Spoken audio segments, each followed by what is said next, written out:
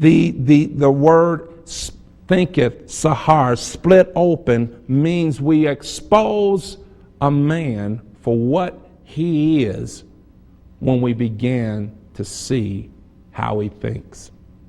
Your thinking defines who you are.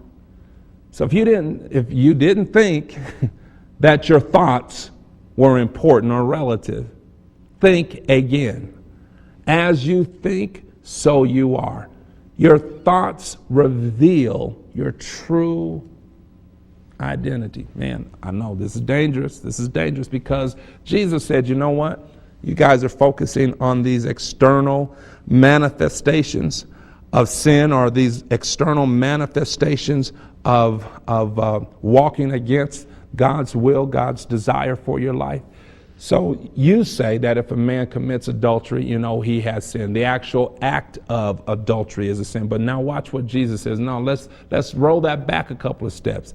It's really not the manifestation of adultery that's a problem. The real problem started in what he was thinking.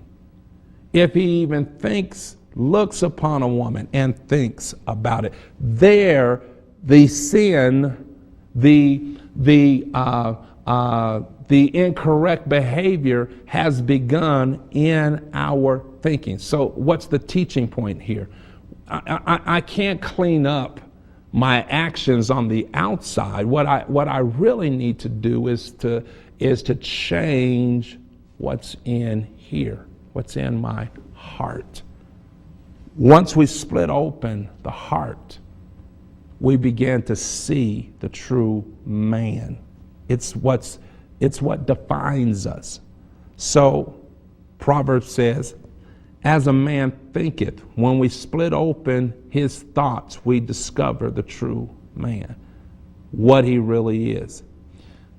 The second definition for this same word, sahar, it means, it illustrates the work of a porter, P-O-R-T-E-R, porter, one who is responsible for managing what comes in and what goes out.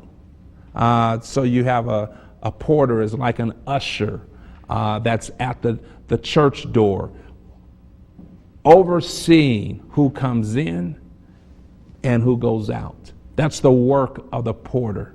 The porter is given the authority to determine what can come in and what can go out. Now watch this. So our thinking not only splits us open, but once we're open, we also see the effect of our thinking upon our living. Because now that's where we begin to monitor what we're going to allow to come into our heart, and then also to determine what comes out of our heart. Most important, what comes in. You see, we talked about this experience of having our mind renewed is not a one-time event. It's an ongoing. It's a series of life experiences that bring us to a place of renewal that allows our mind, our thinking to be completely transformed, changing the shape of our thoughts so we can change the shape of how we live. Watch this. So that ongoing process includes monitoring, managing what comes into my heart, what I allow in, because I know what's going to come out. This is important. We have to understand that when we are split open, that is the opportunity for us to reshape what's inside of us.